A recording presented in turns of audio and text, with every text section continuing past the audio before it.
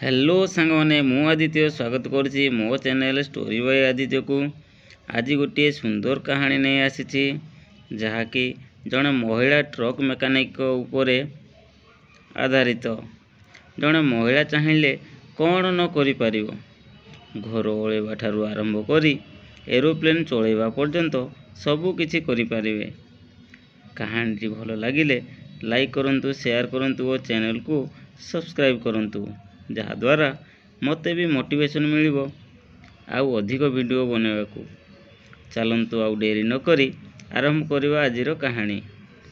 बयस आसी हेलाणी 55 हेले युवती समय जेमिति काम करुथिले एबे भी सेमिति काम करि चलिछंती शांति देवी। पुरुषंक भली सजाडुछंती ट्रक, साजिछंती ट्रक मेकानिक। भारत रे प्रथम महिला ट्रक मेकानिक भावे शांति देवी अनेक महिलांक पई पालटिछंती उदाहरण। नुआ दिल्ली संजय गांधी नगर रे अछि शांति देवी और तांको स्वामी राम बहादुर को ट्रक गैरेज।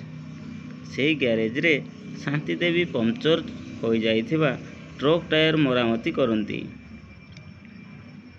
ट्रक रो अन्यान्य पार्ट्स खराब होइथिले ताको भी कठिन परिश्रम करी सजाड़ी दियंती। से ट्रक सजाड़ुथिबा देखि बाटर जाउथुआ लोके आश्चर्य होई चाहि रही थांती। मात्र शांति देवी निष्ठार सह काम करि चलंती। से कहंती, मु ट्रक रु टायर काढ़ी ताको सजाड़ुथिबार देखि लोके मते आश्चर्य होई चाहि थांती, किंतु मो पाखरे काम रे बाछ विचार न थाए।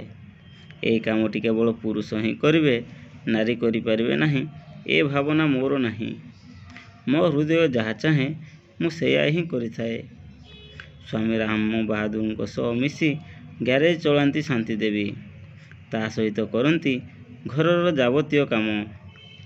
रोषेई करवा सह स्वामी छुआ पिलांको जत्न भी नियंती।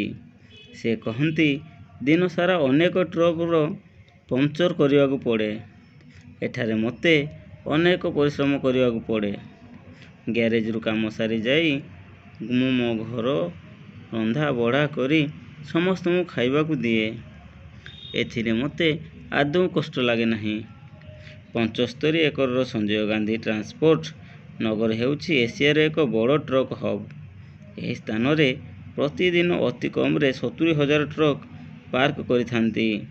दैनिक एठारू 20,000 ट्रक जीवा आसीबा करुथांती। एथिरू अनुमान करंतु शांति देवी तांको गैरेज रे किभली काम करुथिबे। प्रथम एही अंचल रे तो दुकान आरंभ करथिबा शांति देवी कार्य क्षेत्र रे खूब निष्ठापर। भलरे चलिया पई से तांको स्वामी को सह मिसी आरंभ कले ट्रक गैरेज। गैरेज रे राम बहादुर को सह Shanti Devi truck tyre puncture Maria देखि अनेक लोक अनेक कथा कहिले। मात्र ए कथा सुनी से तांको मनोबल भांगी देई नथिले, बरं से गैरेज रे स्वामी को ठारू भलो काम करी खूब कम दिन रे ट्रक ड्राइवर को निकट रे परिचित हो गले। शांति देवी को वार्ता शांति देवी कहंती, मु ए काम करी लोकन को पारंपरिक भावधारा को भांगी देवा को चाहूछि। जेउ काम पुरुष लोक करुछंती ताको महिला माने करि पारिबे नाही काहेकि। अनेक महिला सेमानको स्वामी को सह मिछि केमिति व्यापार करुछंती। शांति देवी कहा पाखरु प्रशिक्षण नै नाहंती, मात्र से खूब कम समय रे जेकोसी ऑटोमोबाइल सजाड़ी दे पारंती। से कहंती, मु रोषेई करवा घर काम करवा छड़ा आउ किछि शिखि नथिली। आमे गैरेज करवा परे मु स्वामी को सह काम आरंभ कली। मो स्वामी केमिति ऑटोमोबाइल गुडी को सजाड़ुछंती लक्ष्य कली। धीरे धीरे ए काम भी शिखिगली। एबे कोनोसी ऑटोमोबाइल सजड़ा हे न पारिले खोजा पड़ंती शांति देवी। कठिन परिश्रम करी चर्चित ट्रक मेकानिक साजिथिबा शांति देवी कहंती, जड़े महिला जेकोसी काम सफलतार सह करि पारिबे जदि से एहाकू जीविका भावे ग्रहण करंती। लोके मते आश्चर्य होई चाहि रहुथिले बोली मु अधिक आग्रहर सह ए काम करिवारे सफल हेली।